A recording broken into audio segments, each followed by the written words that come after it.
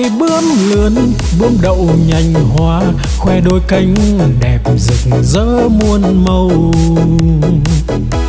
Bướm bay bướm lượn, bướm đón mùa xuân, vàng xanh đỏ tím, bướm bay dợp trời.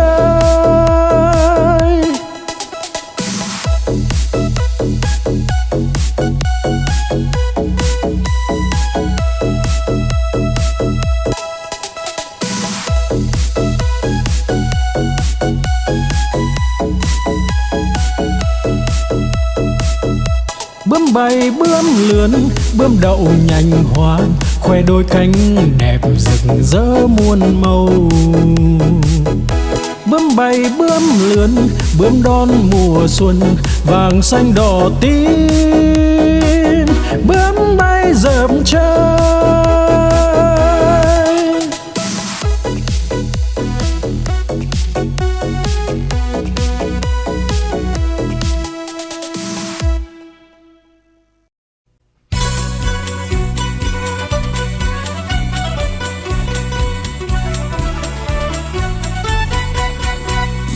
Đi chân bò cầm cây roi thật to, bò không đi lấy cây roi ra chọc đít bò, bò đứng dậy đi ngay.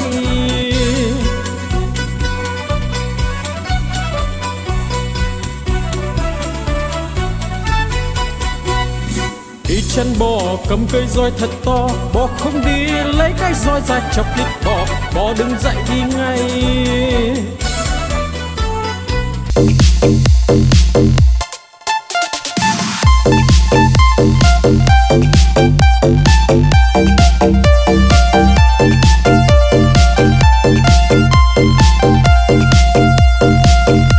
Đi cầu đi quan, đi bán lợn con, đi mua cái xong đem về đun nấu, mua quả dưa hấu về biếu ông bà,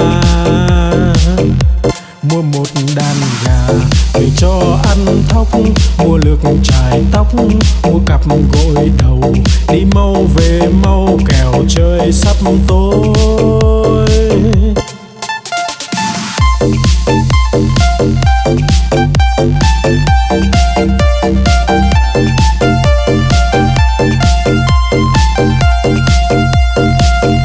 Đi cầu đi quan, đi bán lợn con, đi mua cái xong đem về đun nấu, mua quả dưa hấu về biếu ông bà, mua một đàn gà về cho ăn thóc, mua lược chải tóc, mua cặp gội đầu, đi mau về mau kẻo trời sắp tối.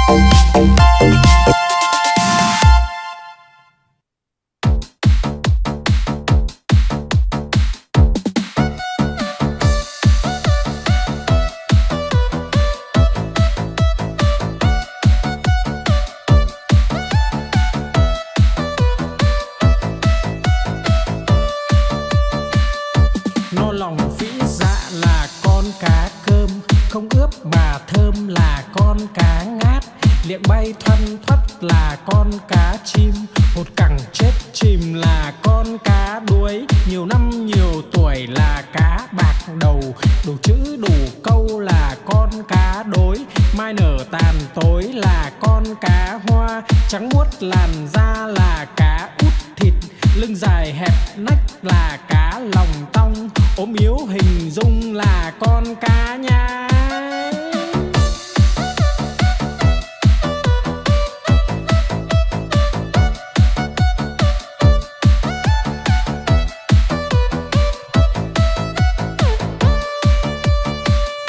No lòng vĩ dạ là con cá cơm, không ướp mà thơm là con cá ngát, liệng bay thoăn thoắt là con cá chim, hột cẳng chết chìm là con cá đuối, nhiều năm nhiều tuổi là cá bạc đầu, đủ chữ đủ câu là con cá đối, mai nở tàn tối là con cá hoa, trắng muốt làn da là cá út thịt, lưng dài hẹp nách là cá lòng tong, ốm yếu hình dung là con cá nhái.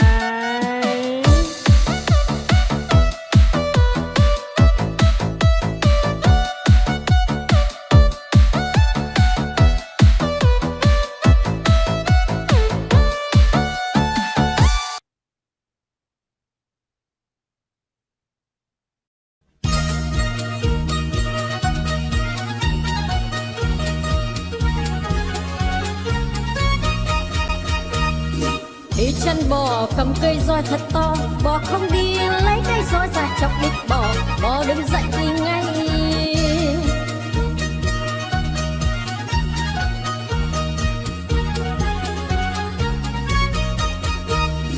Đi chăn bò cầm cây roi thật to, bò không đi lấy cây roi ra chọc đít bò, bò đứng dậy đi ngay.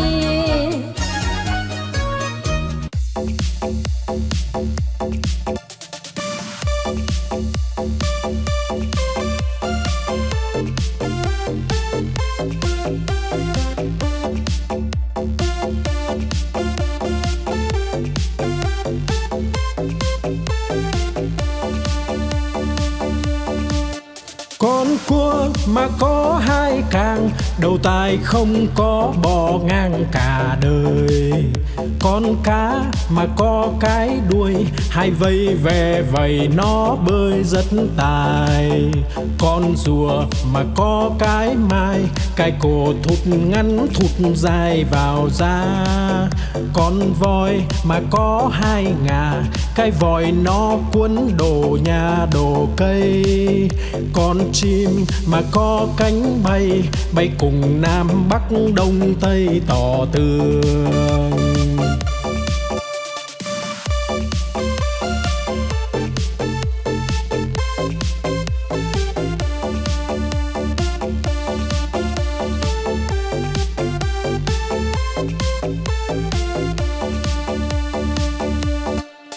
Con cua mà có hai càng, đầu tai không có bò ngang cả đời.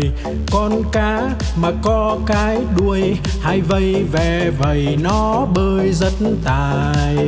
Con rùa mà có cái mai, cái cổ thụt ngắn thụt dài vào da. Con voi mà có hai ngà, cái vòi nó cuốn đồ nhà đồ cây. Con chim mà có cánh bay, bay cùng Nam Bắc Đông Tây tỏ tường.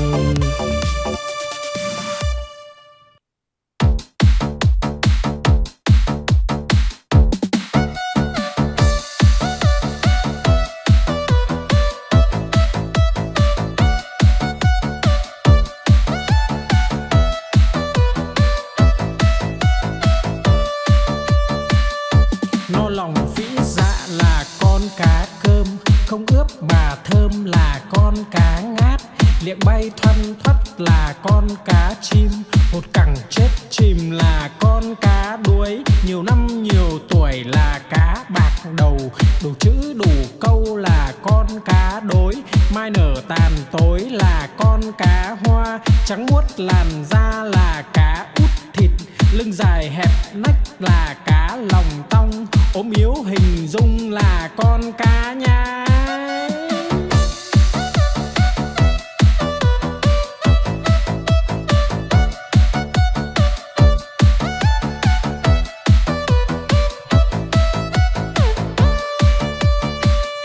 No lòng phĩ dạ là con cá cơm, không ướp mà thơm là con cá ngát.